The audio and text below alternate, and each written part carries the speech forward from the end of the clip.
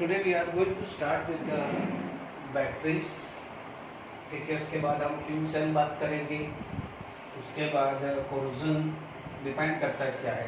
ध्यान रखना, इसको स्टार्ट करने से पहले क्या होता है, कुछ बच्चे इसको बिल्कुल इग्नोर कर देते हैं, यार ये तो थियोरेटिकल है और नो डाउट उसको एक नॉवेल की तरह रीडिंग कर देना, बट इस पे जो बेस केमिकल रिएक्शंस है, रिडॉक्स रिएक्शंस हैं, तो ध्यान रखना उसके अंदर आपका इलेक्ट्रोकेमिस्ट्री के जो क्वेश्चंस हुए हैं वो यूज होंगे। मैं इसमें लूँगा, एनसीईआरटी में भी क्वेश्चन दिए हुए हैं। जो बच्चा जेईई नीट की तैयारी नहीं कर रहा है, एनसीईआरटी की तैयारी ही कर रहा है, तो भी ध्यान रखना ये इंपॉर्टेंट टॉपिक है। एमसीक्यू, इसमें से एमसीक्यू सो मेनी टाइम बने हैं। मैं आपको जेईई में 2019 का क्वेश्चन भी डिस्कस करूँगा इस लेक्चर में। तो आपको मैं पहले बोल रहा हूँ आईआईटी में भी क्वेश्चन बने हुए हैं, है ना। तो ये चीज मैं इसको स्टार्ट करने से पहले आपको एक वर्बल स्टेटमेंट दे रहा हूँ, इसको इग्नोर नहीं करना है। क्लियर? चलिए, हमारे पास सबसे पहले बात करते हैं बैटरीज। बैटरीज हमने जो भी हमारी डे टू डे लाइफ में है हमने बैटरीज देखी है। जैसे सिंपल सी बात है, वॉच पहन रहे हैं, वहाँ पर बटन सेल होते हैं, या जो भी कुछ कई आजकल हमने मोबाइल में देखी है तो लिथियम बैटरीज हो रही है ना। लिथियम बैटरी सबसे ज़्यादा यूज की होती है बिकॉज लिथियम के का ऑक्सीडेशन पोटेंशियल सबसे ज़्यादा होता है। ठीक है, तो लिथियम बैटरी भी हम यूज कर रहे हैं। आप यदि हम ऑटोमोबाइल में देखें, कार में देखें, बाइक्स में देखें, तो हमें क्या जाएगा, लेड स्टोरेज बैटरी मिलती है।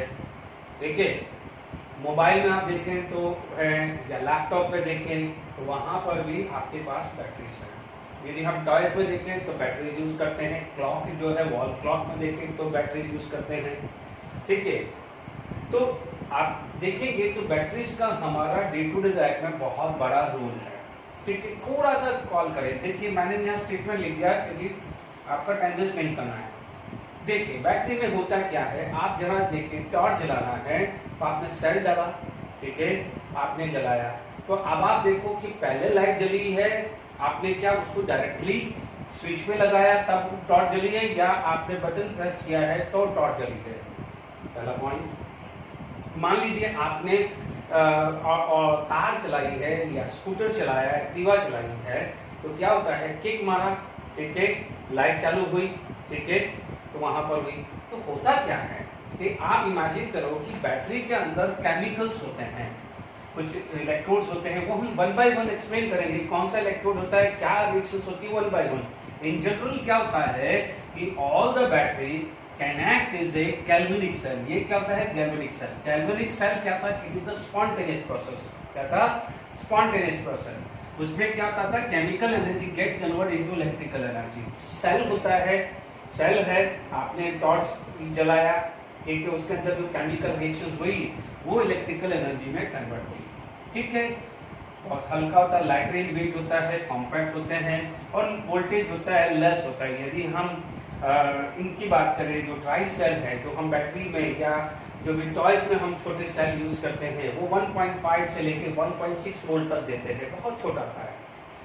वन और मोर number of connected in series. आपने देखा होगा कि टॉयज है तो 2 या 3 सीरीज में कनेक्टेड होती हैं, या मान लीजिए किसी में, मान लीजिए छोटा सा क्लॉक है तो एक ही सेल चल जाता है, बड़ा क्लॉक है तो 2 सेल भी चलते हैं, 3 सेल भी चलते हैं। तो वन और मोर नंबर कनेक्टेड इन सीरीज। देख लीजिए, ये लेस वोल्टेज आता है, ठीक है, लाइटर इन वेट। आप देख लीजिए, छोटी सी चीज है, टॉर्च है, टॉर्च की कितना वोल्टेज होगा, टॉर्च जलाना है, टॉय चलाना है, तो उसका कितना सा वोल्टेज है, बहुत छोटा सा वोल्टेज आएगा। ठीक है, तो ध्यान रखना वोल्टेज कहाँ आता है, इलेक्ट्रोकेमिकल सेल दिमाग में डालना ना। इलेक्ट्रोकेमिकल सेल में होता क्या था, एनोड एंड कैथोड, और एनोड से इलेक्ट्रॉन ट्रांसफर होता था कैथोड पे, रिवर्स में करंट फ्लो होता था, वहां पर डिफ्लेक्शन आता था। यदि उसी चीज को हम बल्ब लगा देते थे तो बल्ब जलता था कि नहीं जलता था, याद करिए, वही चीज चल रही है। तो batteries, these are the galvanic cell in which the chemical energy gets converted into electrical energy. It is a lighter in weight, compact, less voltage, 1.5, 1.25, 1.6 छोटी सी होती है। वन और मोर नंबर कनेक्टेड इन सीरीज। आपने देखा होगा कुछ टॉयज में 2, 3, 4 use होते हैं, किसी में एक सेल में छोटा सा क्लॉक है तो एक सेल से भी काम चल जाता है। इनफैक्ट हमारे जो वॉच है उसमें तो एक ही छोटा सा सेल होता है, ठीक है, वो भी बैटरीज होती है, उसकी कैटेगरी अलग होगी, सबको 1 बाय 1 लेंगे। तो आई होप बैटरीज के बारे में कनेक्ट हो गया है। अब आप देखिए बैटरीज के अंदर भी 2 टाइप की होती है। बैटरी जो होते हैं इट इज ऑफ 2 टाइप, ठीक है। बैटरी जो होती है it is 2 type, one is primary cell या प्राइमरी बैटरी, है ना, प्राइमरी सेल या प्राइमरी बैटरीज बोलते हैं। दूसरा जो होता है वो होता है सेकेंडरी सेल, सेकेंडरी सेल या उनको क्या बोलते हैं, सेकेंडरी बैटरीज बोल देते हैं, ठीक है। आप देखेंगे प्राइमरी सेल, डेफिनेशन में लिखूंगा, सिस्टमैटिक लिखूंगा, बट अभी मैं आपको एक हल्का सा इंट्रोडक्शन दे रहा हूं। प्राइमरी सेल में क्या हो जाएगा कि chemical reactions going, that chemical energy get convert into electrical, यानी जिसके अंदर केमिकली पूरा खत्म हो गया थोड़े टाइम बाद, 1 day 2 day 10 days 20 days 30 days में, फिर उसके बाद क्या है उसको रीयूज नहीं कर सकते, ठीक है। तो उस टाइप की बैटरीज को हम क्या बोलते हैं, प्राइमरी सेल, यानी इसका रीयूज नहीं कर सकते, इसको रीजनरेट नहीं कर सकते। सेकेंडरी सेल और बैटरी जो होती है, देखो प्राइमरी सेल, टॉयज में जो सेल लगाया या वॉल क्लॉक में जो सेल लगाया, आप देखते हैं वो सेल लगाया, सेल यूज हो गया, खत्म हो गया, तो हम क्या करते थे, सेल चेंज करते हैं। कुछ टॉयज होते हैं उनमें हमने क्या करा, सेल लगाया, उसका लाइफ खत्म हो गया, उसके अंदर जो केमिकल था वो पूरा यूज हो गया, हम क्या करते थे, सेल चेंज करते हैं कि नहीं करते हैं। मान लीजिए वॉच के अंदर भी क्या करते हैं, वॉच के अंदर भी हम हैं, इन सेल को क्या बोलते हैं, बटन सेल। जो वॉच के अंदर होता है ना जो है, उससे हम क्या बोलते हैं, बटन सेल, ठीक है, बटन की तरह लगता है ना, उसे बटन सेल बोलते हैं। तो बटन सेल है, वॉच चली, थोड़े टाइम बाद, जितने भी टाइम चली, उसके बाद उसमें सेल खत्म हो गया, तो क्या करते हैं, हम शॉपकीपर के पास जाते हैं, तो what the shopkeeper will do, ये जो पुराना है उसको हटा देता है और नया लगा देता है। तो प्राइमरी सेल में एक बार कंज्यूम हो गया, उसके अंदर जो केमिकल है वो कंज्यूम हो गया, तो हम उसको रीयूज नहीं कर सकते, तो ये रीयूज नहीं होगा। मैं सब डेफिनेशन 1 बाय 1 लूंगा, इंट्रोडक्शन चल रहा हूं। सेकेंडरी सेल एंड बैटरीज, ठीक है, जैसे आप देखेंगे ऑटोमोबाइल, ठीक है, आपने गाड़ी चलाई, ठीक है, वापस से रख दिया, तो फिर क्या हो जाएगा, वो रीयूज हो जाती है, ठीक है, यानी वो बैटरी बार बार चलती रहती है। कई बार आप लोगों ने देखा होगा, आप अपने घर में देखते हैं, कार है या स्कूटर है, मान लीजिए गलती से लाइट जली रहेगी, तो जब गलती से लाइट जली रह गई तो होता क्या था, कई बार होता ना, अरे यार तो बैटरी डिस्चार्ज हो गई, बोलते ना, बैटरी डिस्चार्ज हो जाती है, वो उस समय हमें समझ में आता है कि उसको रीजनरेट, अदरवाइज तो क्या है, प्रोसेस ही बैटरी का क्या सा होता है वो मैं अभी आगे एक्सप्लेन करूंगा, ठीक है। तो होता क्या है, वहां पर क्या होगा, बैटरी हुई, डिस्चार्ज हुई, तो हम क्या करते हैं कि इसको हम रीजनरेट करने की कोशिश करते हैं, ओके। तो सेकेंडरी सेल की हम बात कर रहे हैं। सेकेंडरी सेल में जैसे हमने देखा कि रीयूज हो जाता है, मान लीजिए वो गाड़ी बंद होगी, तो हम क्या करते थे, किसी जो भी मैकेनिक है उसको बुलाते थे, वो एक बैटरी लेके आता है। देखिए मैं लाइव एग्जांपल दे रहा हूँ, फिर वो वायर से क्या करता है, कनेक्ट करता है। होता क्या है कि जब भी रीजनरेट होता है तो एनोड कैथोड बन जाता है, कैथोड एनोड बनता है। कैसे वर्क करता है मैं जब ये टॉपिक लिखूंगा मैं बात करूंगा, ठीक है। या मान लीजिए आपकी बात करें, होता क्या है कि जब ये वर्क करता है, समझना, ये वर्क करता है तो क्या बनता है, गैल्वेनिक सेल, यानी electrochemical cell, sorry galvanic cell बनता है। यानी जब काम होता है तो वो गैल्वेनिक सेल बनता है, ठीक है। जब वापस से इसको रिचार्ज करते हैं, रीजनरेट करते हैं, तो उल्टा करते हैं। इसका मतलब क्या है, जब रिचार्ज हो जाता है it is going to be convert into electrolytic cell. ये ध्यान रखना प्रोसेस, यानी जब वो वर्क कर रहा है तो गैल्वेनिक सेल, ठीक है। जब आप उसको रिचार्ज रीजनरेट कर रहे हैं तो it is going to be electrolytic cell. कैसे बनता है मैं दोनों समझाऊंगा, ठीक है। यहाँ तक हो गया। हमारा मोबाइल डिस्चार्ज हो जाता है तो हम क्या करते हैं, उसको रिचार्ज करते हैं। तो वो जब आप देखिए समझिएगा, जब आप मोबाइल यूज कर रहे हैं तो क्या वो किसी इलेक्ट्रिसिटी से कनेक्ट किया हुआ है, नहीं है ना। हम उसमें यूज कर रहे हैं, उसके अंदर लिथियम बैटरीज है या और कोई बैटरीज है, उसमें वर्क हो रहा है, उसमें वहां पर वो गैल्वेनिक सेल की तरह वर्क हो रहा है। जब बैटरी डिस्चार्ज हो जाती है तो हम क्या करते हैं, वापस से उसको कनेक्ट कर देते हैं। कनेक्ट करते हैं तो क्या करते हैं, लाइट जलाते हैं। इसका मतलब उसमें से एक्सटर्नल चार्ज, हम एक्सटर्नल जो भी है वोल्टेज प्रोवाइड करते हैं, इसलिए उसको रिचार्ज करते हैं। इसका मतलब समझ में आ रहा है धीरे धीरे।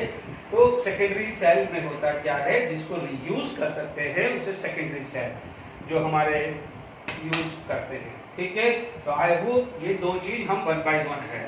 ठीक है, प्राइमरी, अब हम स्टार्ट करते हैं। बैटरी के दोनों का इंट्रोडक्शन पढ़ दिया है, अब हम प्राइमरी सेल होते हैं।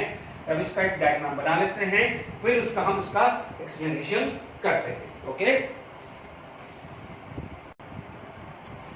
चलिए प्राइमरी सेल एंड बैटरीज की बात करें, ठीक है, उसको मल्टी सेल भी बोलते हैं। बताएंगे इसकी, वो तो पहले मैंने लिख दिया। This cell can not be recharge, अपन ने अभी पढ़ा था। ठीक है, ड्राई सेल एग्जांपल क्या है, ड्राई सेल, लांचेस सेल, मैंने डायग्राम बना दिया, इसको हम एक्सप्लेन करेंगे। ड्राई सेल जो ट्रांजिस्टर है, देखिए पहले जो ट्रांजिस्टर थे वहां यूज हो जाता था, है ना। ड्राई सेल को हम कहाँ यूज कर सकते हैं, ट्रांजिस्टर में यूज कर सकते हैं। ये वॉल क्लॉक में जो है हम यूज कर सकते हैं। इज इट क्लियर, यूज कर सकते हैं। या मीन्स हमारे पास जो रिमोट कंट्रोल होता है, रिमोट होता है, टीवी का रिमोट हुआ या किसी भी रिमोट हुआ, वहां पर भी ये ड्राई सेल यूज करते हैं। मर्कुरी सेल या बटन सेल, ठीक है, वो हम यूज करते हैं, वॉच में यूज करते हैं, या हियरिंग एड होता है, हियरिंग एड होता है वहां पर भी। अभी तो हालांकि अभी तो क्या होता है, हियरिंग एड में जब वॉकमैन लेते थे पहले, वहां पर भी क्या है यूज होता था। आजकल तो क्या है, उसमें रिचार्ज कर सकते हैं। ठीक है, वहां मर्कुरी सेल, या अदरवाइज जो वॉच में हम हैंड वॉच में यूज करते हैं, वहां मर्कुरी सेल या बटन सेल जिसको हम बोलते हैं। यहाँ पर एक चीज ध्यान रखना, E cell is not variable, it is a constant, यानी जो भी इसमें से वोल्टेज जो निकल रहा है वो कांस्टेंट होगा। और इसके अंदर जो भी सब्सटेंसेस होता है वो सॉलिड या लिक्विड फॉर्म में होता है, इसके अंदर कोई गैस नहीं होता है। ये चीज क्लियर हुई कि नहीं हुई? ये आपका क्या है, प्राइमरी सेल का एक हल्का सा इंट्रोडक्शन मैंने लिख दिया है। उसमें सबसे पहला होता है ड्राई सेल। देखिए, अब हम ड्राई सेल को एक्सप्लेन करते हैं।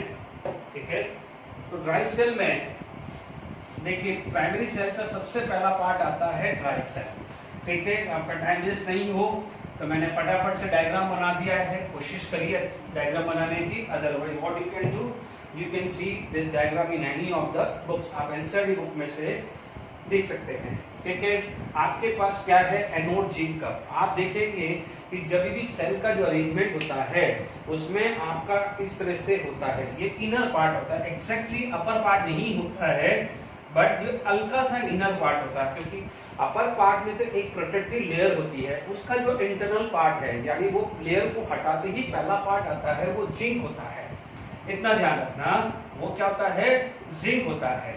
ठीक है, कई बार गलती से आप लोगों ने देखा होगा कि यदि उसको तोड़ लेते हैं तो अंदर सॉलिड निकलता है। सॉलिड निकलता है वो होता है MnO2 और कार्बन ब्लैक और NH4Cl का पेस्ट होता है, यानी ये सॉलिड फॉर्म में होगा। ये सॉलिड, ये सॉलिड, ये सब सॉलिड। इसलिए तो लिखा था कि जो प्राइमरी बैटरीज होती है या सेल होती है उसके अंदर जो सब्सटेंसेस होते हैं या तो सॉलिड फॉर्म में या लिक्विड फॉर्म में होना चाहिए। तो ड्राई सेल, सबसे पहला इंट्रोडक्शन ड्राई सेल डाल दिया होगा। अब देखो एनोड पे है, अब आप देखिए यहाँ पर कोई मीडियम नहीं दिख रहा, ना एसिडिक ना बेसिक मीडियम दिख रहा है। तब एनोड पे आप बात करोगे तो व्हाट हैपन, एनोड पे जिंक का ऑक्सीडेशन होगा, zinc is going to be oxidise. तो Zn जब Zn2+ है तो इलेक्ट्रॉन हुआ, it is going to be oxidise. तो already 2+ and 2 electron is balance, तो यहाँ पर किसी भी तरह के चार्ज बैलेंस करने की रिक्वायरमेंट है ही नहीं है। मुझे क्लियर? अब आप देखो कैथोड पे क्या है, ध्यान से समझ लीजिएगा। कैथोड पे क्या है, और ये ध्यान रखना कि सेल पे से कोई क्वेश्चन बना सकता है। ठीक है, अभी मैं आपको जब बटन सेल करूंगा उसके बाद आपको टेक्स्ट बुक का क्वेश्चन डिस्कस करूंगा। यहाँ पर क्या हुआ है, MnO2 is going to be converted into MnOOH। ठीक है, अभी मैं बैलेंस करूंगा, यहाँ पर इलेक्ट्रॉन एक्सेप्ट हुआ है। ठीक है, इलेक्ट्रॉन क्या हुआ है, एक्सेप्ट हुआ है, और यहाँ पर कौन था, NH4Cl, तो आप बोलोगे NH4+ एंड यहाँ पर क्या बन जाएगा, अमोनिया। NH4+ और क्या बन जाएगा, ammonia. Is it clear to all of you? तो आपके पास यहाँ पर देखेंगे तो माइनस और plus charge is already balance. Is it clear? तो ये एनोड पे हुआ, तो ये क्या हुआ है कैथोड पे, बिल्कुल बैलेंस है। अब देखो अमोनिया क्या है, गैस है। अमोनिया क्या है, गैस। ठीक है, अमोनिया जो गैस है it is going to be combined with Zn2+, यानी यहाँ से जो अमोनिया रिलीज हो रही है, देखो यहाँ का जो जिंक है Zn2+ बन के ये पेस्ट के अंदर एंटर कर रहा है, और वहां पर जो अमोनिया रिलीज हो रही है, वहां पर जो अमोनिया रिलीज हो रही है, ध्यान से सुनिए, Zn2+ अंदर की तरफ गया है ना, और अमोनिया जो था वो आया। आप हम लोगों ने सॉलिबिलिटी प्रोडक्ट जब मैंने समझाया था AgCl आयनिक कंपाउंड यानी आयनिक इक्विलिब्रियम में, तो मैंने बताया था this can act as a ligand, और वहां पर एग्जांपल था Ag+ का। तो it is a very good donor. तो it is going to be form complex. क्या बना देगा वो, कॉम्प्लेक्स, और हर एलिमेंट का कोऑर्डिनेशन नंबर फिक्स होता है। What happens? Zn2+ from anode and ammonia from the cathode combine together and are going to be form complex। इसलिए इसका कंजप्शन क्या हो जाएगा, फास्ट होगा। Zn2+ कम होगा तो फटाफट बढ़ेगा, इसलिए ड्राई सेल जल्दी खत्म हो जाते हैं। तो it is going to be form complex. ठीक है, अब आप देखो ये कॉम है, यहाँ पर जो ई सेल की वैल्यू आती है 1.5 से लेके 1.6 वोल्ट तक आती है। किसी बुक में आपको 1.5 देखने को मिलेगा तो किसी बुक में 1.6 देखने को मिलेगा। ध्यान दीजिए ये ड्राई सेल है, ठीक है, यहाँ पर NH4Cl हुआ है, यानी कोई भी न्यूट्रल मीडियम हो जाए। Is it clear to all of you? ठीक है, अब आप देखिए ये जो ड्राई सेल है क्लियर हो गया। Zinc can act as anode और carbon can act as a cathode. Here the carbon behave as a inert electrode की तरह बिहेव कर रहा है। जिंक ऑक्सीडेशन हुआ, MnO2 का क्या हुआ है, रिडक्शन हुआ है। अब एक इंटरेस्टिंग बात आती है कि यहाँ पर +4 है और यहाँ पर +3। अब आप एक ही चीज सोचिए कि वापस से इसको सेल चलाना है। जब सेल चलाना है तो यहाँ का जिंक धीरे धीरे खत्म हो रहा है, तो जिंक धीरे धीरे खत्म हो रहा है तो ये रिएक्शन उल्टी हो, रिवर्स हो, तभी जिंक वापस से प्रोड्यूस होगा। ये रिएक्शन उल्टी हो तभी क्या हो जाएगा, ये प्रोड्यूस होगा। बात समझिएगा, आपने यू कर दिया, ठीक है, सेल चलाया, यू चल दिया, यानी this is going to be a voltaic cell या this is going to be a galvanic cell. But वापस से आपको रीयूज करना है, तो इसका मतलब वापस से जिंक बन जाना चाहिए, वापस से ये बन जाना चाहिए। जब ये और ये होगा तभी तो सेल वर्क करेगा कि नहीं करेगा। तो अब आप समझिए कि यहाँ पर एक इंपॉर्टेंट चीज है, तो ये आप लोगों ने नोट कर लिया होगा। अब इस चीज को मैं रब कर रहा हूँ, ठीक है, ध्यान दीजिएगा, और वेरी इंपॉर्टेंट है। ये रियली दिया जाता है किसी बुक में, बट अच्छे से आप इस चीज को नोट करके रखिए। यहाँ पर एक चीज नोट करके लिखना, हम लोगों ने ionisation energy 1 less than 2 less than 3 less than 4 पढ़ा है, ठीक है। यहाँ पर Mn+3 यदि उल्टा जा रहा है तो Mn+3 से +4 बनेगा। तो you can imagine ionisation 4 is very very high, ionisation energy 4 is very very high. तो being a very high value of very high, being a very high value it is impossible, यानी ये चीज होना impossible है।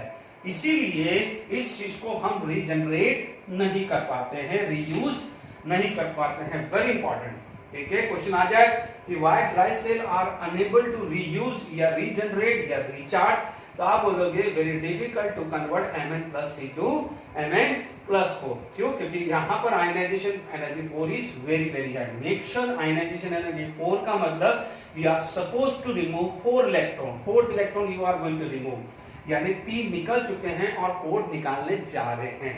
Clear? अब आप देखिए इसी ड्राई सेल के अंदर एक और चीज ले लो, यही अरेंजमेंट मैंने लिया, हालांकि इसमें थोड़ा चेंज आ जाता है, उसे ड्राई सेल नहीं बोलते हैं, हालांकि वो ड्राई सेल का जैसा ही होता है, बट उसका नाम आ जाता है अल्कलाइन बैटरीज। क्या नाम आ जाता है? अल्कलाइन बैटरीज, ठीक है। ये डायग्राम है, ये डायग्राम उसका नहीं है, अल्कलाइन बैटरीज। तो जब आपके पास अल्कलाइन बैटरीज, ठीक है, अब अल्कलाइन बैटरीज में क्या फर्क होता है? फर्क ये होता है instead of NH4Cl instead of NH4Cl, यानी यहाँ NH4Cl की जगह हम यूज कर सकते हैं या तो NaOH या KOH, यानी मीडियम क्या हो गया, बेसिक, मीडियम इज बेसिक। आई बात में कितना फर्क है। अब आप देख लीजिए, यहां पर बात हुई एनोड पे, एनोड पे क्या होगा, ऑक्सीडेशन होगा, किसका ऑक्सीडेशन होगा, Zn का ऑक्सीडेशन होगा, zinc is going to be oxidised. Is it clear to all of you? तो zinc is going to be oxidised, तो Zn is going to be oxidised, है ना, क्योंकि बेसिक मीडियम है, it is going to be convert into ZnO, ठीक है। अब यहां पर मीडियम आ गया OH माइनस, क्योंकि 2 माइनस को बैलेंस करेगा, तो OH minus, and how many hydrogen this side, 2, उसको बैलेंस करता है 1 water molecules. Is it clear? Zn2 plus बना है, यानी जब बेसिक मीडियम होगा तो it is going to be convert into ZnO। Is it clear? आप देखेंगे कैथोड पे क्या हुआ था, आपने यही पढ़ा था, MnO2 gate convert into MnOOH, ठीक है। यहाँ अमोनिया नहीं है, अमोनिया था ना, H4 प्लस था ना वहां पर। अब आप देखो MnO, how many electron this side, यहाँ पर आ जाएगा 1, क्योंकि ये +4 से ये +3 गया। How many electron this side, 1, ठीक है। यहाँ पर आप बैलेंस करने के लिए यहाँ OH माइनस यूज करेंगे, ठीक है। How many hydrogen this side, 1 and 2, तो how many water this side, 1H2 आ जाएगा कि नहीं आएगा, देख लीजिए, ठीक है। अब मान लीजिए यहाँ पर इन दोनों को ओरल रिएक्शन लिखना है, तो 2 टाइम मल्टीप्लाई करके भी बात कर सकते हैं। Is it clear to all of you? यदि ओवरऑल नेट रिएक्शन लिखनी है, आपको नेट रिएक्शन लिखनी है, ऊपर वाले में भी नेट रिएक्शन लिख सकते थे, तो मैं क्या करूंगा, इन सबको क्या करूंगा, 2 से मल्टीप्लाई कर दूंगा, क्योंकि यहाँ इलेक्ट्रॉन 1 है, तो यहाँ इलेक्ट्रॉन क्या है, 2 है। तो आपके पास क्या आ जाएगा, Zn यहाँ पर आ जाएगा +2 MnO2 गिव वहां पर ZnOSH plus Mn 2 time MnOOH। Is it clear? ये 2H2O 2, सॉरी यहाँ पर एक H2 आना चाहिए, क्योंकि ये 2 टाइम हो गया है, और ये 2OH 2H, यहाँ पर एक H2O बच रहा है। फिर भी आप चेक कर लीजिए, यस, एक 2 हाइड्रोजन है, तो यहाँ पर एक H2O आना चाहिए। तो this is the net reactions of alkaline battery, यानी अल्कलाइन बैटरी के अंदर कैसे हुआ। तो मैंने क्या थोड़ा ड्राई सेल बताया, उसमें एक और पार्ट ऐड कर दिया है, अल्कलाइन बैटरी, यानी ड्राई सेल की तरह ही है। ड्राई सेल इसलिए मैंने डायग्राम रखा है, फर्क क्या होगा, यहाँ NH4Cl की जगह क्या आ जाएगा, NaOH या KOH आएगा। तो this is known as alkaline battery, या बोलेंगे dry cell in alkaline medium. Is it clear? तो ड्राई सेल का आ गया है पहला। अब हम इसके बाद बटन सेल या मरकुरी सेल, जो भी आप नाम डाले, उसका डायग्राम बनाते हैं, फिर उसके रिएक्शंस करते हैं, ठीक है। ओके, आगे बढ़ते हैं। देखिए, नेक्स्ट जो भी प्राइमरी सेल का नेक्स्ट पार्ट आता है, that is the mercury cell, जिसको हम क्या बोलते हैं, बटन सेल, ठीक है। आपके ये बटन सेल कहाँ आएगा, आपके जो वॉच है, रिस्ट वॉच आ गई, क्या आ जाएगा, हियरिंग एड हैंड में आ गया, ठीक है, रिस्ट वॉच आ गई, वहां पर इसका यूज होता है। बिल्कुल सिंपल है, नो डाउट। इसमें एनोड पे कौन है, जिंक पाउडर एंड अमालगम, यानी मरकुरी। आपका जो कैथोड है वो है HgO, मरकुरी सेल नाम बोल रहे हैं इसलिए HgO है कैथोड, और उसमें इलेक्ट्रोलाइट, यानी क्योंकि सॉल्यूशन तो चाहिए ना आपको, इलेक्ट्रोलाइटिक सॉल्यूशन जो चाहिए, यानी इसमें आपका इलेक्ट्रोलाइटिक सॉल्यूशन होता है ZnO एंड KOH, क्योंकि आपको जब भी वोल्टिक सेल है या गैल्वेनिक सेल है, उसमें आपको इलेक्ट्रोलाइट तो चाहिए ही चाहिए ना। Is it clear? यानी यहाँ पर जो भी इलेक्ट्रोलाइटिक होगा वो ZnO और KOH का होगा। डन। आपके पास सिंपल आ गया है एनोड, ठीक है। एनोड पे जब हम रिएक्शंस करेंगे तो हमें क्या मिल रहा है, Zn, क्या मिल रहा है, Zn। तो आप देखेंगे इससे पहले वाले में जो हमने अल्कलाइन मीडियम लिया था, Zn is going to be converted into ZnO plus 2 electron. Basic medium है ना, यहाँ पर KOH बेसिक मीडियम है, तो रिएक्शंस वही आ जानी है, Zn ZnO 2 इलेक्ट्रॉन, तो यहाँ पर आ जाएगा 2OH minus and hydrogen get balance by water. Check कर लीजिए, ठीक है। एनोड पे ये रेशियोस हो गई है। कैथोड पे कौन है? HgO। कैथोड पे कौन है? HgO। और हमारे को पता है कि कॉमन स्लिप लेगो के हिसाब से मरकुरी का रिडक्शन पोटेंशियल हाइड्रोजन से लेस होता है, इसलिए reduction potential is very high. तो HgO will accept the 2 electron can easily convert into Hg, can easily convert into Hg। how many negative charge? 2 negative charge, तो यहाँ आ जाएगा 2OH minus। the charge get balanced but still hydrogen are unbalanced। how many hydrogen this side? 2 hydrogen, है ना। तो we can make it is H2O, तो 2 oxygen 2 oxygen। is it clear to all of you? अब आप देखिए यहाँ पर net reactions बात करें, नेट रिएक्शंस बात करें तो 2 से 2 कैंसिल, वाटर से वाटर कैंसिल, 2OH से 2OH कैंसिल। फाइनली आ गया Zn plus HgO will give ZnO plus Hg। Typical reduction reaction, anode पे ऑक्सीडेशन हुआ, कैथोड पे रिडक्शन हुआ, ठीक है। यहाँ पर इसका वैल्यू जो होता है वो बहुत कम होता है। जनरली यहाँ पर ई सेल की वैल्यू 1.25 से 1.3 वोल्ट के आसपास होती है और this is going to be a constant value, यानी 1.25 से 1.3 वोल्ट है वो ले लेना बहुत लो वोल्ट होता है, जबकि इससे पहले ड्राई सेल था वो 1.5 से 1.6 के अराउंड आता था, ठीक है। क्या होता है इसके अंदर आप देख लीजिए कोई भी आयंस नहीं है, कोई भी आयंस नहीं है। तो ध्यान रखना दो चीज होनी चाहिए, कोई गैस विब्रेट होती है तो गैस का प्रेशर या उसका कंसंट्रेशन चेंज हो सकता है, या आयंस बनता है, कहीं भी आयंस बनता है तो आयंस का कंसंट्रेशन चेंज हो जाता है। याद करिए नस्ट इक्वेशन, नस्ट इक्वेशन में E cell equal to E0 cell minus 0.059 by n log Q था। What is the Q? It is the concentration of the product upon concentration of reactant। उसमें pressure terminology भी था as well as ions का concentration भी था। तो ये चीज हमेशा ध्यान रखना कि बैटरीज में यदि कहीं भी रिएक्टेंट या प्रोडक्ट साइड आयंस बन रहे हैं या रिएक्टेंट या प्रोडक्ट साइड गैस बन रहे हैं तो उसमें उसका E cell does not remain constant, it is going to be variable, वो चेंज होता रहता है। Is it clear to all of you? आप ये चीज हमेशा ध्यान रखना, वो चेंज होता रहता है, ठीक है। तो ई सेल बट यहाँ पर किसी भी तरह का आयंस नहीं है, किसी भी तरह का गैस प्रोड्यूस नहीं हो रहा है, इसलिए यहाँ पर कांस्टेंट आएगा। तो याद करिए E cell is depend upon the concentration of electrolyte, कोई आयंस नहीं है, बहुत इंपॉर्टेंट चीज है, ठीक है।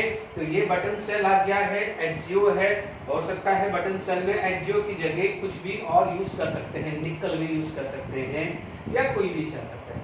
अब मैं आपको text book NCERT text book, ध्यान रखना बोर्ड वाले बच्चे, एनसीईआरटी टेक्स्ट बुक का जो बैक क्वेश्चन है वो मैं डिस्कस कर रहा हूँ, ठीक है। फिर हम आगे बढ़ेंगे, ओके।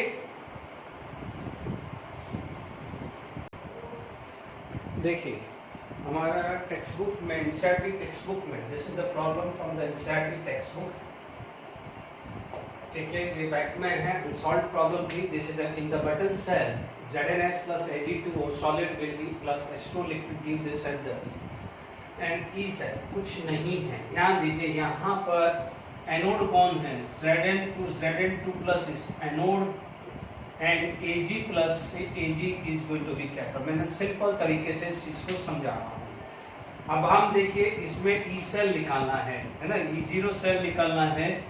E0 और Zn2 प्लस से Zn, आप EMF सीरीज से देखेंगे तो it is going to be 0.76 volt है, और E0 Ag प्लस से आप Ag देखेंगे तो इट इज गोइंग टू बी 0.80 वोल्ट। चेक कर लीजिएगा फ्रॉम EMF सीरीज। अब आप देखिए this is anode and this is cathode. What is the formula to find out E cell? E cell का फॉर्मूला होता है ई सेल यानी E0 cell equal to E0 Ag plus से Ag minus E0 Zn2 plus से Zn, ठीक है। Which what is value 0.80 minus 0.76, यहाँ माइनस आ गया तो 0.80 plus 0.76, it come to be 1.656 volt. तो E0 सेल आपका कितना गया है, 1.56 वोल्ट आ गया है। Is it clear? अब आपसे पूछा गया है second part is a delta G, तो delta G standard equal to minus NHE0 cell. N की वैल्यू कितनी है 2 है, 2 चार्ज हुआ 96500 is the value of Faraday. E0 cell की वैल्यू है 1.56 volt. Is it clear to all of you? Calculator आप यूज करेंगे ठीक है, तो 2 into 96500 into 1.56 चेक कर लीजिए, 301080 डिवाइडेड बाय 1000 कर दूं तो मेरे पास किलो जूल में आता है। तो मेरी वैल्यू आ रही है 301.08। ध्यान दीजिए ये किलो जूल है, अभी ये वैल्यू आएगी जूल में आएगी, है ना, ये वैल्यू किस में आएगी जूल में, बट 1000 से डिवाइड कर दिया तो मैंने लिख दिया है किलो जूल। आप देख लीजिए कितना सिंपल क्वेश्चन है, बैटरीज के क्वेश्चंस आ रहा है। Is it clear to all of you? यहाँ पर HGO भी आ सकता था तो उसका वो वैल्यू देगा, ठीक है। अब हम नेक्स्ट जो पार्ट बात करते हैं, डायग्राम बना लेते हैं तो हम आगे सीखेंगे, that is a secondary cell. Okay, आगे बात करते हैं सेकेंडरी सेल की। चलिए नेक्स्ट हमारा ये चल रहा है कि secondary voltage cell, the cell in with the original reactant are regenerated by passing directly current from external sources, that is it is recharge। यानी आप मान लीजिए यहाँ पर कोई भी चीज चल रही है, मान लीजिए यहाँ पर आप ऐसा समझ लीजिए वोल्टेज सेल का एक एग्जांपल दिया, ये एनोड है, ये कैथोड है, एनोड पे कंजप्शन चालू है, कैथोड पे डिपोजिशन चालू है, ठीक है, यहाँ से पूरा यूज हो गया। अब क्या करोगे कि अब आपको क्या करना है कि वापस से रिचार्ज करना है, तो रिचार्ज करेगा तो ये नोड बन जाएगा और ये कैथोड बन जाएगा, और यहाँ पर जो भी एक्सटर्नल बैटरी लगेगी वो इस वैल्यू से ज़्यादा है। सपोज ये 1.1 है तो 1.1 से ज़्यादा लग जाएगा, तो एनोड पे क्या हो जाएगा, जो ये था जो डिपॉजिट हुआ था इट स्टार्ट टू ऑक्सीडाइज। यहाँ पर कैथोड पे क्या हो जाएगा, जो यहाँ से आयंस आया है वो कैथोड पे क्या हो जाएगा, रिडक्शन हो जाएगा, तो यहाँ पर फर्दर डिपोजिशन स्टार्ट होगा, यानी जो एनोड पे कम हुआ था वापस से रिचार्ज पे वो डेवलप होने लग जाएगा, रीजनरेट होने लग जाएगा। इसका मतलब जो शुरू में डेंसिटी जब सेल वर्क कर रहा था या सेल डिस्चार्ज कर रहा था, जब धीरे धीरे ये मास कम हो रहा था यानी डेंसिटी कम हो रही थी, जब उसका रिचार्ज करेंगे तो धीरे धीरे वापस से डिपोजिशन बढ़ेगा, क्योंकि तो आपके पास जो डेंसिटी है वापस से मिलने लग जाएगी, रीजनरेट हो जाएगी, ठीक है। एक हल्का सा मैंने आउटलाइन बताया है, यानी रिचार्ज में क्या करते हैं, कैथोड एनोड बन जाता है और एनोड क्या बन जाता है, कैथोड, और जो यहाँ पर जो इनिशियल वैल्यू आ रही है उससे ज्यादा आप बना देते। जब मैंने इलेक्ट्रोकेमिकल सेल और इलेक्ट्रोलाइटिक सेल में डिफरेंस बताया था तब मैंने आपको समझाया था कि यहाँ पर how the electrochemical cell get convert into electrolytic cell. तो कोई इलेक्ट्रोकेमिकल सेल इलेक्ट्रोलाइटिक सेल में कन्वर्ट कब होता है, जब यहाँ का जो ई सेल से ज्यादा वैल्यू वाली वोल्टेज वाली बैटरी बाहर लगा दो, और जो ये है कैथोड को एनोड बन जाता है और एनोड क्या बन जाता है, कैथोड बन जाता है। Is it clear? तो ये हल्का सा वर्किंग जो है हमने डिस्कस किया है कि how the recharge can take place. अब आप देखो एक चीज आ जाती है कि अच्छा सेकेंडरी सेल कौन सा होता है, तो आप देखेंगे यहाँ पर क्या होगा, सीरीज ऑफ डिस्चार्जिंग होगा। डिस्चार्जिंग का मतलब होता है वर्किंग ऑफ सेल, यानी जो उसका ओरिजिनल वर्क है उसे सीरीज ऑफ डिस्चार्जिंग, एंड जब डिस्चार्ज हुआ है तो वापस से क्या करेंगे, series of recharging, series of discharging, series of recharging. ध्यान रखना जब डिस्चार्जिंग हो रहा है, क्योंकि ये यहाँ पर वो वर्क कर रहा है वोलेटिक, या जिसको अपन बोलते हैं कैल्विनिक सेल। क्या बोलता है, किसकी तरह वर्क कर रहा है वो, वोलेटिक या कैल्विनिक सेल। जब रिचार्ज कर रहे हैं तो साइन चेंज कर दी, यहाँ पर याद आ रहा है एनोड पे माइनस कैथोड पे प्लस होता था, यहाँ एनोड पे और कैथोड का क्या साइन होता था, एनोड का साइन माइनस, कैथोड का साइन क्या होता था, प्लस। इधर क्या, जब ये रिचार्जिंग करते हैं तो दिस कैन बिकम है इलेक्ट्रोलाइटिक सेल। ये क्या बन जाता है, इलेक्ट्रोलाइटिक सेल। और इलेक्ट्रोलाइटिक सेल में क्या होता है, एनोड और कैथोड। एनोड जो होता है वो होता है positive, because it is connected with the positive part of battery and this can act as a cathode यानी नेगेटिव पार्ट। ध्यान दीजिए, एनोड क्या बन जाएगा कैथोड और कैथोड क्या बन जाएगा एनोड। समझ में आ गया? ठीक है, यानी यहाँ पर इसका रिवर्स हो जाएगा। Is it clear to all of you? यानी जब ये डिस्चार्जिंग की यानी सेल वर्क कर रहा है तो connect as a voltaic galvanic cell. जब वो रिचार्ज कर रहे हैं तो साइन चेंज करने के बाद रिजनरेट कर रहे हैं, उस समय वो किसकी तरह वर्क कर रहा है? Electrolytic cell. यानी जो यहाँ पर डिपॉजिट हो गया है, जो यहाँ पर डिपॉजिट हो गया है उसका ऑक्सीडेशन हो जाएगा, जो यहाँ खत्म हो गया है वहां पर इसका डिपोजिशन हो जाएगा।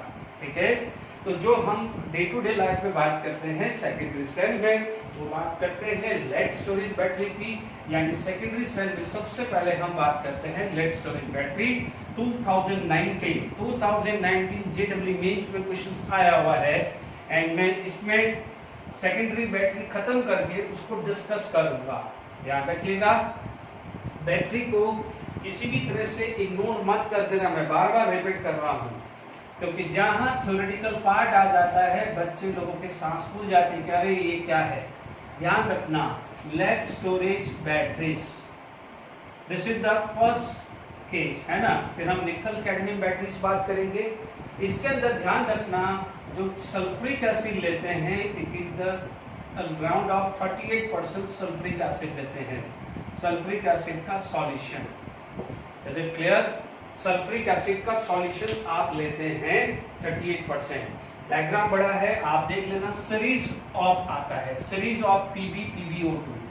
ठीक है, आप ध्यान रखना इसके अंदर Pb है। कंसेप्ट ध्यान रखना, मैं जो एक्सप्लेन करने जा रहा हूं कंसेप्ट ध्यान रखना। Inner pair effect, inner pair effect ध्यान रखना। इनर पेयर इफेक्ट के अंदर ध्यान से सुन लीजिए, Pb है +2 एज वेल एज +4, दोनों ऑक्सीडेशन स्टेट होते हैं। ठीक है, because of this Pb+2 is comparatively more stable. ये क्या था? More stable. जब भी जाओ ये ध्यान रखना। तो आई होप आप एनसीईआरटी टेक्स्ट बुक देख के इसका डायग्राम देख लेना, सीरीज है। अब आप देखिए एनोड पे कौन है?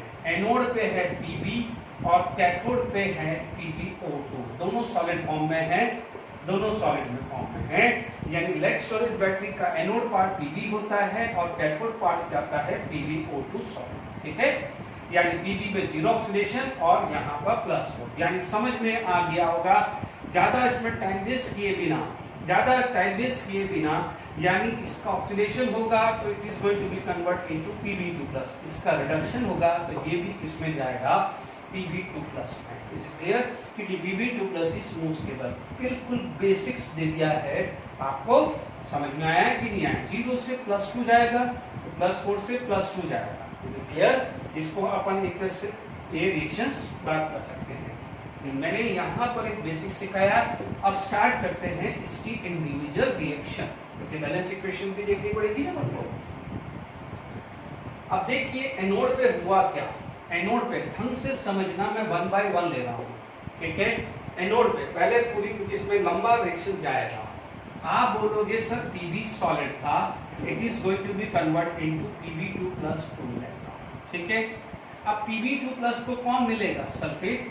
Pb2+ को क्या मिलेगा? Sulphate ion, and it is going to be convert into PbSO4 solid. और ये PbSO4 सॉलिड जो है वो एनोड पे स्टिक हो जाएगा। अब आप देखो ये एनोड पे रिएक्शन पोलार क्या हुई, तो आप बोलोगे Pb solid plus sulphate ion, ये एनोड की रिएक्शन है।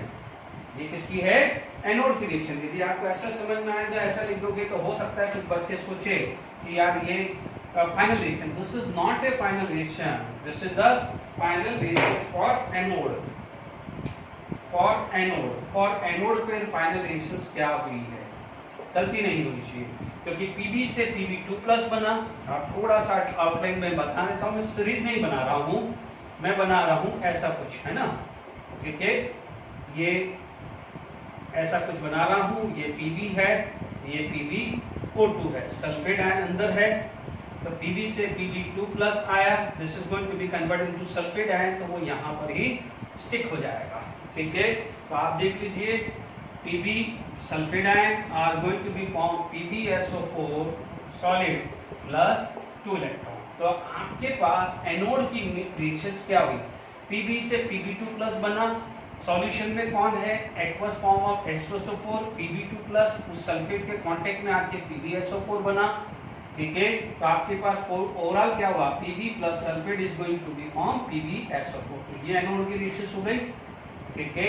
ध्यान रख लेना कि ये जो एनोड है ये PbSO4 जो है इज स्टिक टू एनोड, इससे स्टिक रहता है, वो एनोड से स्टिक रहता है। डन। तो आपके पास क्या जाएगा, ये PbSO4 यहाँ ही रहेगा। डन। अब देखिए नेक्स्ट जो आ जाती है कैथोड, नेक्स्ट क्या आती है कैथोड। कैथोड में कौन है, PbO2, ठीक है। PbO2 की बात करें तो will accept the 2 electron are going to be form Pb2+, ठीक है। अब आप देखो PbO2 will accept the 2 electron and are going to be converted into this term, ठीक है। अब आप देखिए यहाँ पर Pb2+ है, यहाँ पर कितना है 2-, फिर मीडियम कौन सा है, एसिडिक, तो आप बोलोगे 4H+ ion and this is going to be a 2H2O, ठीक है। अब यहाँ से भी धीरे धीरे क्या गया है, Pb2+ आया है, सल्फेट आयन इसको मिला है, यहाँ से भी Pb2+ है, यहाँ से भी Pb2+ है, दोनों को सल्फेट आयन मिला है, ठीक है। तो यहाँ पर Pb2+ को सल्फेट आयन जो मिला है, इसको सल्फेट आयन, तो it is also going to be form PbSO4 solid. Is it clear. तो अब आप देखेंगे कि यहाँ पर फॉर कैथोड की बात करें और कैथोड की बात करें तो देखिए कैथोड में आपका क्या था, ये Pb2+, ये Pb2+ था, इसका एनोड का ये Pb2+ और ये Pb2+ कंबाइन हुआ है। Is it clear. तो अब आप देखिए PbO2, यहाँ पर मैं बात करूं तो मेरे पास आया PbO2, ये सल्फेट आयन उसके कांटेक्ट में आया, will accept the 2 electron and 4H+ ion are going to be converted into PbSO4 solid। ये क्या बन जाएगा, PbSO4 solid plus 2H2। कुछ नहीं किया है, इन दोनों को ऐड किया है और इन दोनों को ऐड किया है।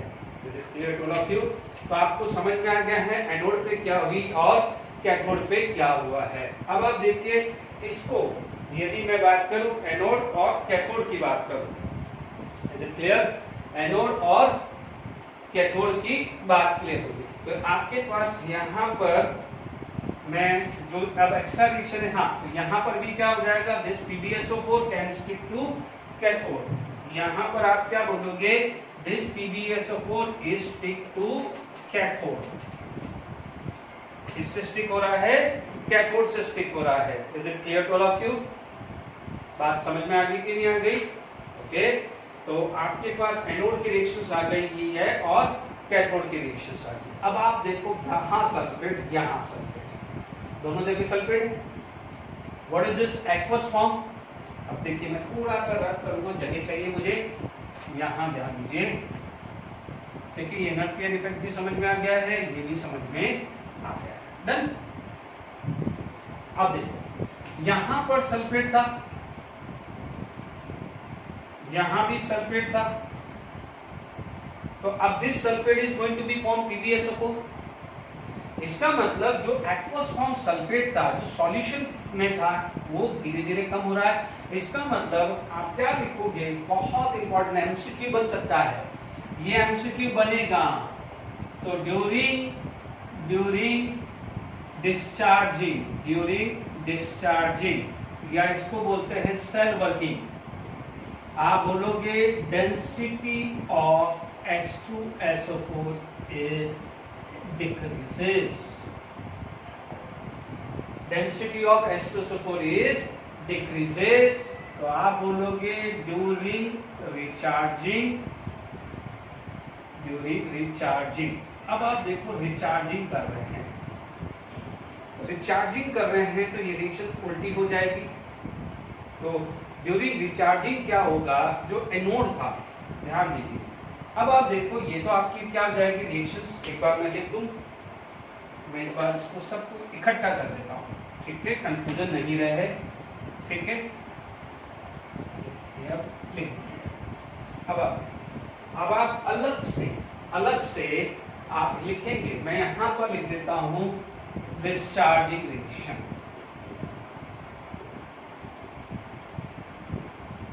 ठीक है, और यहां पर लिखूंगा रिचार्जिंग रिएक्शन।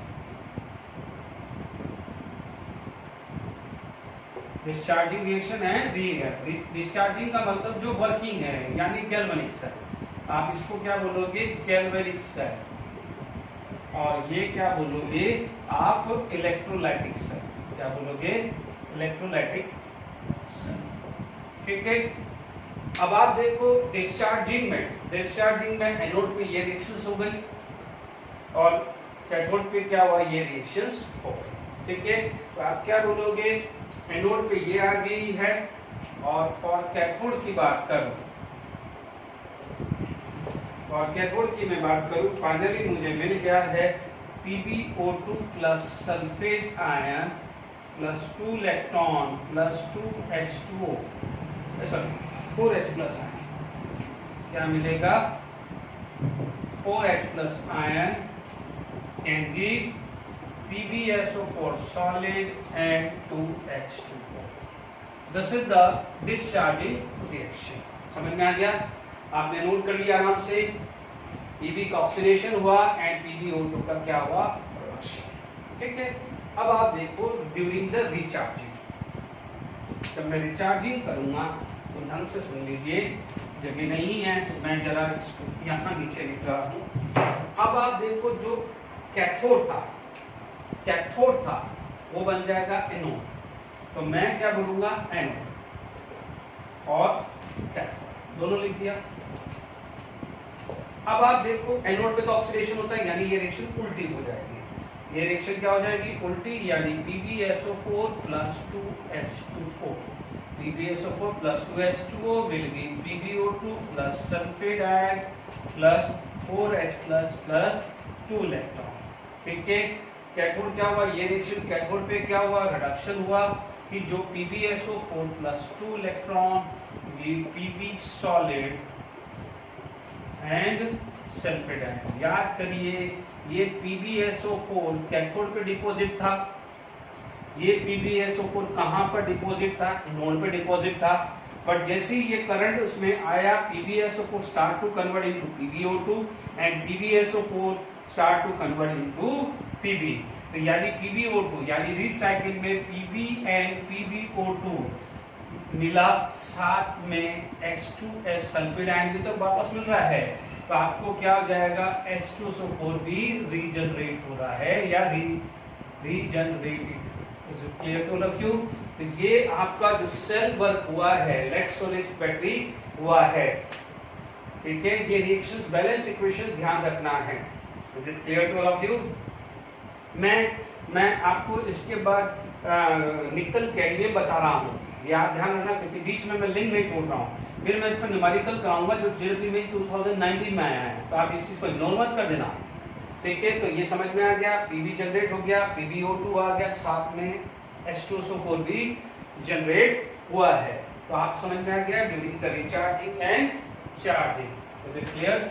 अब आप देखिए सेकेंडरी सेल का दूसरी टाइप आती है, वो आती है निकल एंड कैडमियम बैटरी, बट वो क्या होती है, क्वाइट, हाँ, इसमें जो आपके पास इसका जो वोल्टेज है वो तो ज्यादा ही आएगा, तो इसका जो ई सेल की वैल्यू आती है लगभग 2.05 वोल्ट आती है, एंड जनरली आप ऑटोमोबाइल में यूज करते हैं ये बैटरी को, कार हुआ या बाइक्स हुआ, इसमें जो भी बैटरीज होती है वो आपकी आती है लेड स्टोरेज बैटरी, ठीक है। फिर भी पीरियोडिकली आप क्या करते हैं, देखिए उसके अंदर लिक्विड जो होता है यानी H2SO4 का सॉल्यूशन है वो खराब होता है थोड़े टाइम बाद, जब चार्जिंग एंड डिस्चार्जिंग, इसीलिए हम थोड़े टाइम बाद 2 साल या 2.5 साल जो भी इसकी लाइफ होती है उसके बाद बैटरी को हम चेंज कर देते हैं, ठीक है। अब आप देखिए यहाँ पर सेकेंड कैटेगरी आती है, दैट इज द निकल एंड कैडमियम बैटरी, ठीक है। ये आपको वोल्टेज अच्छा खासा देती है बट कांस्टेंट देती है, कांस्टेंट कहीं भी आप देखते हो कि the E cell is constant, तो ध्यान रखना उसमें किसी भी तरह का आयंस या गैस नहीं बन रहा है। हालांकि लेड स्टोरेज के अंदर आयंस बन रहा है, इसलिए उसमें जो बैटरी का जो ई सेल वैल्यू है वो वेरिएबल होता रहता है। निकल कैडमियम भी मैं प्रूव करूंगा, बट ये क्या जाती है क्वाइट एक्सपेंसिव होती है, इसलिए हम इसको डे टू डे लाइफ में यूज नहीं करते हैं, not advisable for day to day life. अब आप देखो इसके अंदर सिंपल रिएक्शंस है, आप क्या बोलोगे, एनोड है, एनोड पे क्या हो जाएगा, कैडमियम है, ठीक है, एनोड पे क्या हो जाएगा, कैडमियम हुआ, तो cadmium is going to be oxidised. Is it clear to all of you? तो cadmium is going to be oxidised. इसमें यहाँ पर आपके पास मीडियम आता है KOH या NaOH यूज किया जाता है। Cadmium is going to be oxidised, तो यहाँ पर बनेगा बेसिक मीडियम है, तो ये बन जाएगा, ठीक है, तो 2OH बैलेंस हुआ एनोड पे।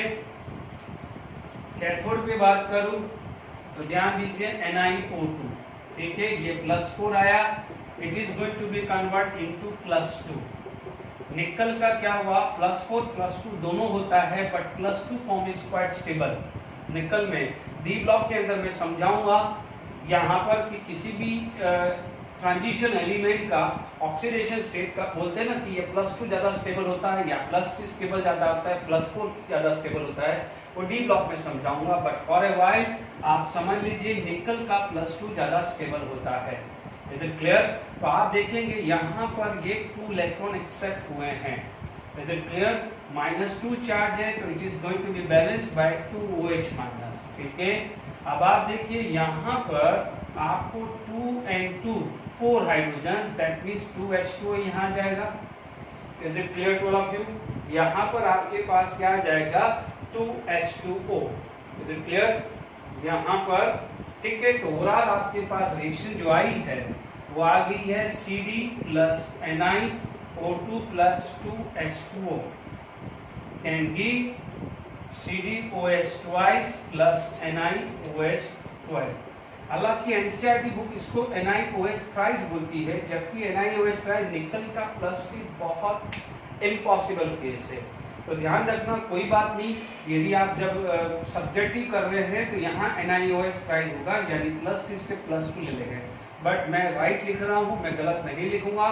ये कैडमियम क्या होता है, सॉलिड, क्योंकि निकल के 2 ही ज्यादा पॉसिबल होते हैं, +2 एंड +4। कोई भी आयंस नहीं है, आप बोलोगे नो आयन, तो आपका ई सेल क्या होता है, कांस्टेंट वैल्यू होता है। Is it clear to all of you? यहाँ पर कोई आयंस नहीं है, तो निकल कैडमियम का क्या है, ई सेल कांस्टेंट होता है, बट क्योंकि बहुत एक्सपेंसिव होता है और ई सेल कांस्टेंट रहता है, तो ये एक अच्छा साइन होता है, जिसमें बट क्या हो जाएगा, एक्सपेंसिव होने की वजह से डे टू डे लाइफ में इसका यूज बहुत कम होता है। Is it clear? अब मैं आपको जेडब्ल्यू में 2019 का क्वेश्चन डिस्कस कर रहा हूं, तो आप आइडिया लगा देंगे कि ये बैटरीज भी कितना इंपॉर्टेंट है। इससे पहले मैंने एक क्वेश्चन बताया था ना कि density of H2SO4 is going to be decreases, ये भी क्वेश्चन पूछा गया है। Is it clear? चलिए मैं आपको न्यूमेरिकल्स बताता हूँ, फिर आगे बात करते हैं। चलिए हमारे पास जेडब्ल्यू 2019 का क्वेश्चन है, हालांकि ये मैंने जान करके इस सेक्शन में डाला है, नहीं तो अदरवाइज क्या है, मैं इसको फैराडे फर्स्ट लॉ पे भी डिस्कस कर सकता था, जस्ट एक कॉन्फिडेंस की गेन हो, इसलिए मैंने आपको ये डाला है ना। क्योंकि देखिए कई बार मान लीजिए मैं आपको वहां पर डालता तो आप बोलते अरे यार ये anodic half cell reaction, let's, आप ये बोलते लेट्स एसिड बैटरी कौन सी है, ये रिचार्ज क्या है, ये इलेक्ट्रोलाइज PbSO4 कैसे हो, तो उस समय शायद कंफ्यूजन आ जाता है, बट कोई बात नहीं, हमारे को ये पता है कि एनोड के ऊपर रिएक्शंस क्या हुई है, कि दिस Pb2 प्लस विल, या आप बोलोगे Pb plus sulphate are going to be form PbSO4 plus 2 electron, ठीक है, ये एनोड पे रिएक्शंस हुई थी, और जब रिचार्ज करा था तो ये रिएक्शंस रिवर्स हुई थी। जब हमने इसी चीज को रिचार्ज किया था तो रिचार्ज के अंदर रिएक्शंस क्या हुई थी, PbSO4 will accept the 2 electron are going to be formed Pb plus SO4 2 minus। तो अपन को रिएक्शंस पता चल गई, जब रिएक्शंस पता चल गई तो अपने पास थोड़ा काम आसान हो गया है। अब आप देखो PbSO4 का मास कितना होता है, 303 ग्राम, तो आप इसको क्या बोल देते, 2 फैराडे, यही था ना, 2 फैराडे 1 फैराड, अब तो आसान हो गया, 0.05 है, इट इज 0.05 फैराडे है, ये वैल्यू आ जाएगी 3/3 into 2 into 0.05 gram. Is it clear to all of you? जब 2 फैराडे है तो 303 ग्राम आ रहा है, तो 0.05 फैराडे है तो इतना आएगा। तो लगभग कितना आ रहा है चेक कर सकते हैं कैलकुलेटर का यूज करके। 303 इंटू 0.05 डिवाइडेड बाई 2, ये वैल्यू आ गई है 7.575 ग्राम। चेक कर लीजिए, ऑप्शन आपके पास कितना है, 7.67। आई होप ये समझ में आ गया है बैटरीज के ऊपर कैसा क्वेश्चन आया है। ठीक है, अब मैं एक न्यूमेरिकल सॉल्व करवाता हूँ। ठीक है, थोड़ा सा हो सकता है ये थोड़ा लेंथी है, बट ठीक है, कंसेप्ट आपके पास स्ट्रॉन्ग करने के लिए मैं जो न्यूमेरिकल सभी करा रहा हूँ, हो सकता है वो बोर्ड में आ जाए, बट सिर्फ purpose is very clear to clear the concept, nothing else. ये ध्यान रखिएगा। चलिए मैं अभी न्यूमेरिकल लिखता हूँ, फिर आगे बात करता हूँ। चलिए, क्वेश्चंस अच्छा लगा तो आपके लिए मैंने डिस्कशन किया। लेट्स की इस पे बेस्ड है, इतना बड़ा तो जीडीपी में आएगा या नहीं आएगा गॉड नोस, बट सिर्फ कंसेप्ट क्लियर करने के लिए मैं आपको न्यूमेरिकल दे रहा आए तो ठीक है, अदरवाइज नहीं आए तो डाउट्स पूछ लीजिएगा। ठीक है, a lead solid cell is a discharge which cause the H2SO4 electrolyte to change from 34.6% to 1 of 27.1%। यानी शुरू में जब हमने लिया था तो H2SO4 34.6% ऑफ सॉल्यूशन था। जब जैसे ही वो क्या हुआ है, सेल वर्क हुआ, डिस्चार्जिंग प्रोसेस हुआ, तो ये बच कितना गया है, round off 27.1% by. The original volume of electrolyte is 1 liter. Calculate the total charge released at anode of the battery। ठीक है, यानी टोटल चार्ज ले लो या टोटल मास ले लो या बस x की वैल्यू ले सकते हैं। Is it clear to all of you? तो अब हम इस पे आगे बात करते हैं। तो अपने पास ये चीज आ गई है ना, टोटल चार्ज। सबसे मास ऑफ या सॉल्यूशन आपके पास 1 लीटर है तो आप बोलोगे 1000 ml। डेंसिटी कितनी दी है, 1.261 ग्राम पर ml। तो मास ऑफ इलेक्ट्रोलाइट या सॉल्यूशन आपके पास आ गया 1261 ग्राम। ठीक है, मास ऑफ इलेक्ट्रोलाइट आ गया। अब उसमें से कितना है, 34%। क्योंकि आप देखेंगे इस इक्वेशंस पे आपके calculate the charge release at anode, तो आप निकालोगे कैसे? आपको पता है कि आपके पास H2SO4 है, वो H2SO4 वाटर बन के निकल रहा है। H2SO4 जो है वो किस में कन्वर्ट हो रहा है, H2O, यानी इससे आप ये प्रोड्यूस करोगे तो ही मिलेगा। आप देखेंगे कि वाटर जो प्रोड्यूस हो रहा है वो कैथोड पे है, तो कैथोड पे आप जरा ध्यान देंगे कि 2 इलेक्ट्रॉन ऐड हुआ है तो 2H2O आया है।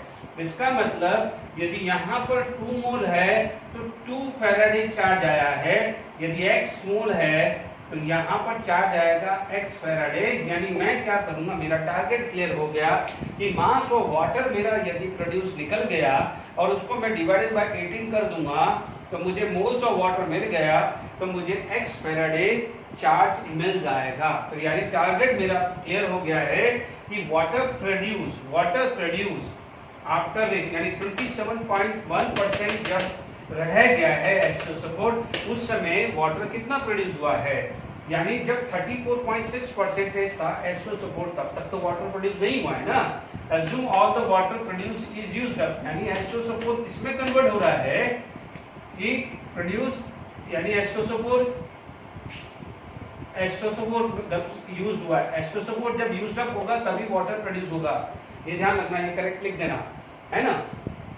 तो अब आप देखो टारगेट मेरा क्लियर हो गया, 1261 ग्राम है। ठीक है, जब क्या जाएगा, बिफोर यदि मैं मास ऑफ H2SO4 निकालूं, मेरा टारगेट है कि H2SO4 से वाटर कितना प्रोड्यूस हुआ, वो था 1261 का 34.6%।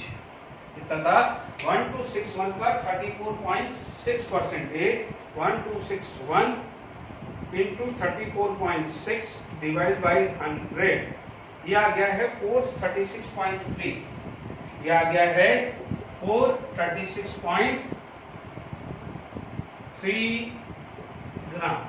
ठीक है, यानी इतना मेरा आया है। Is it clear to all of you? तो 436.30 ग्राम आ गया है। Is it clear to all of you? तो हमारे पास अब हम मास में निकालते हैं। तो हमारे पास 436.30 ग्राम। ठीक है, वन बाय वन बिल्कुल शांति से चलेंगे। यानी सबसे पहले हमारे पास H2SO4 है कितना शुरू में 436.30, इतना ध्यान रखना है। ठीक है, अब हमारे पास जो H2SO4 था वो धीरे धीरे क्या जाएगा, वाटर में कन्वर्ट हुआ। यानी ये लाइन जरा करेक्शन कर देना कि H2SO4 is used up to produce water. ठीक है, H2SO4 ही वाटर बन रहा है, बाकी कोई वाटर नहीं बन रहा है, गलती मत करना। मान लेते हैं मेरे पास x ग्राम वाटर प्रोड्यूस हुआ। तो देखिए, मैं मोल की बात करूं तो यहाँ पर x ग्राम है तो x/18 मोल आ जाएगा। यहाँ पर 2 है तो यहाँ पर भी 2 मोल्स है, तो यहाँ पर भी क्या आ जाएगा, x/18 मोल्स आ जाएगा। बिकॉज ये 2 मोल है तो ये 2 मोल है, x/18 मोल है तो x/18 मोल है, और इसको मैं 98 से मल्टीप्लाई कर दूंगा तो this is going to be a gram. इसका मतलब यदि वाटर का, या मैं ऐसे इसको आपको ऐसा समझना है तो ऐसा लिख दीजिए। देखिए, दूसरे तरीके से समझा देता हूँ। मैं अज्यूम कर लेता हूँ कि x ग्राम वाटर प्रोड्यूस हो रहा है, क्योंकि मैं वाटर से निकाल रहा हूँ। तो मैं बोलूंगा 2 × 98 ग्राम, तो यहाँ पर आएगा 2 × 18 ग्राम। यदि ये x ग्राम वाटर प्रोड्यूस हो रहा है, अज्यूम कर लेते हैं कि वाटर x ग्राम प्रोड्यूस हो रहा है, तो आपके पास कितना आ जाएगा कि 2 × 98/2 × 18 × x ग्राम। क्लियर? ये कनेक्ट हो गया है। इसका मतलब 90/18 x ग्राम यदि H2SO4 यूज हो रहा है तभी x ग्राम वाटर प्रोड्यूस हो रहा है। ढंग से समझना, क्योंकि यहाँ पर यदि 27.1% बाय वेट है, कुछ बच्चे क्या करेंगे 1261 का ये निकाल देंगे और 1261 का ये निकाल देंगे, और जो दोनों का डिफरेंस है उससे आप वाटर प्रोड्यूस निकाल देंगे। गलत हो जाएगा बच्चों। 27.1% बाय वेट है तो उसमें जो कंपोजिशन है उस समय तक तो वाटर भी आ चुका है, तो जो टोटल मास जो होगा वो 1261 नहीं ले सकते हैं, 1261 नहीं ले सकते। उसमें वाटर का जो अमाउंट ऐड हुआ है वो भी तो लिखेंगे, यानी कुछ ये कम हुआ होगा और कुछ ये बड़ा होगा, तो ये गलती मत करना। तो 1261 का 27.1% मत कर देना, गलती मत करना। ठीक है, बहुत लंबा क्वेश्चन है, बट सिर्फ कंसेप्ट क्लियर करने के लिए मैं यूज कर रहा हूँ। आप ये मत सोचना कि ये जेडब्ल्यू नीट में आएगा या बोर्ड में आएगा, सिर्फ आप कंसेप्चुअली देखते रहिए। ठीक है, हो सकता है न्यूमेरिकल वैल्यू कम दे दें। अब सुनो, अब आप देखोगे मास ऑफ H2SO4 पहले कितना था मास, अभी अपन ने निकाला था, वापस से कैलकुलेट करना था, 436 समथिंग था। 1261 × 34.6 डिवाइडेड बाय 100, ये करीब था 436.3 था। अब उसमें से ये चला गया, उसमें से ये चला गया, तो इसका मतलब इतना मास H2SO4 रिमेन हुआ, इतना मास H2SO4 रिमेन हुआ। यानी जब ये निकालना है तो mass of H2SO4 remain after this होगा कि नहीं होगा? Is it clear?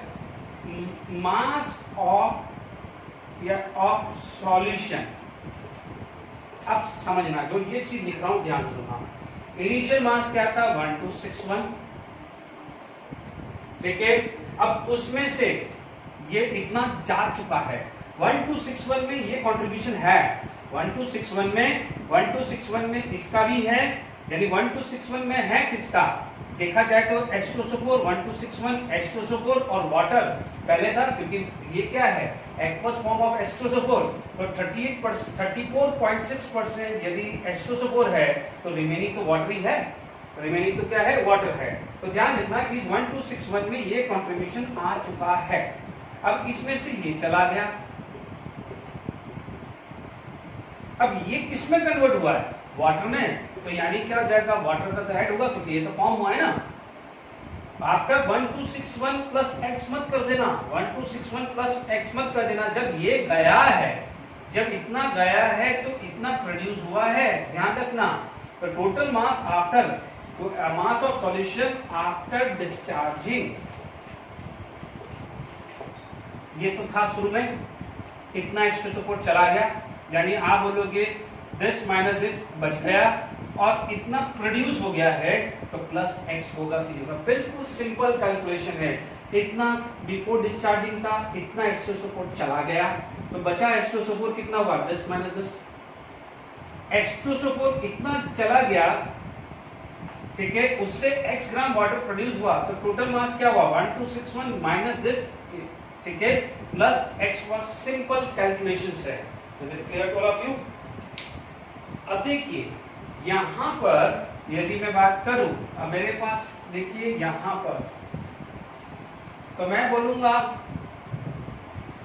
Percentage of H2SO4 after discharging, तो मैं बोलूंगा H2SO4 का मास लेफ्ट कितना है और टोटल मास कितना है इनटू 100, वही तो करूंगा सिंपल। अब H2SO4 का मास कितना है? 436.3 माइनस 98/18x। टोटल मास कितना है? 1261 माइनस 98x/18 प्लस x। ये वैल्यू आएगी 27.1 परसेंटेज, 27.1 परसेंटेज आएगी। Is it clear? क्योंकि यहाँ पर 100 करना है तो यहाँ पर 100 कर दीजिए, इससे आप x की वैल्यू फाइंड आउट करिए, क्या निकलेगा? x की वैल्यू फाइंड आउट करिए तो you will get the value of x, ठीक है। What you will get? You will get the value of x, ठीक है। अब समझना, यदि मैं रिएक्शंस याद करूं तो मेरे पास क्या था? PbO2 plus sulphate ion plus 4H plus 2 electron are going to be give PbSO4 plus 2H2O। ये रिएक्शन थी। आपको निकालना है चार्ज। आपको क्या निकालना है? चार्ज। तो ये समझ लीजिए कि आपके पास 2 फैराडे है तो 2 मोल ऑफ वाटर प्रोड्यूस होगा, है ना। अब आप देखो 1 ग्राम जब यहां से कैलकुलेट किया तो आप देखिए 2 फैराडे तो 2 मोल है, तो आप x ग्राम से क्या जाएगा? जो भी वैल्यू है वो कैलकुलेट कर देना।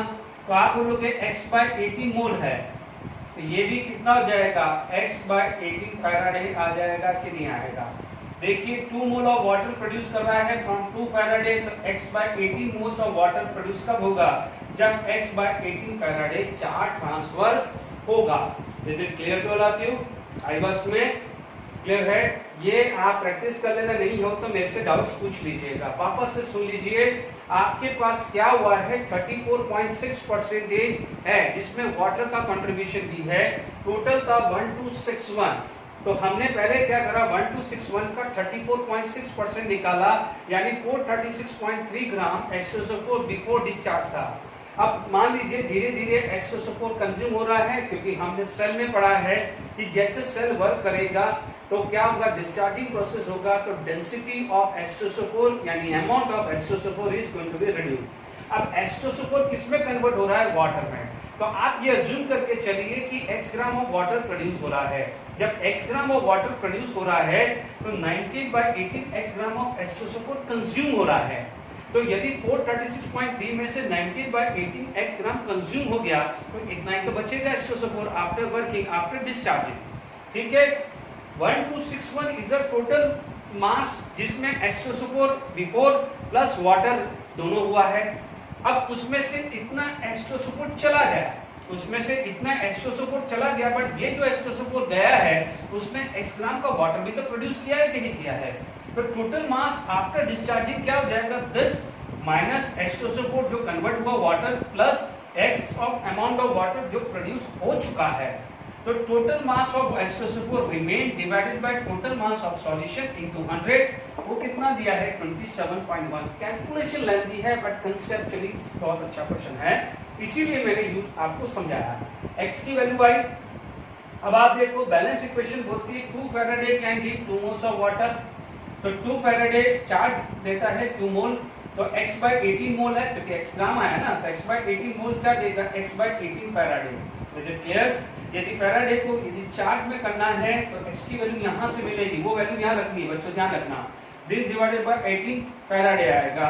यदि कूलम में निकालना है तो x by 18 कूलम में निकालना है तो ये 96500 आएगा। तो ये वैल्यू जो भी आएगी वो यहां रख देना, दिस बाय 18 फैराडे में रखना है या 96500 कूलम में कर देना है। ठीक है, आज मैंने आपको battery primary and secondary battery, no doubt theoretical है, बट आप देख लीजिए मैंने भी इसके अंदर क्वेश्चंस बनाए हैं। Lead storage battery is one of the important battery, सबसे ज्यादा क्वेश्चन न्यूमेरिकली भी और कंसेप्चुअल क्वेश्चंस भी बनते हैं। ओके, फिर भी डाउट एंड डिफिकल्टीज होती है, please ask. Okay, thank you very much.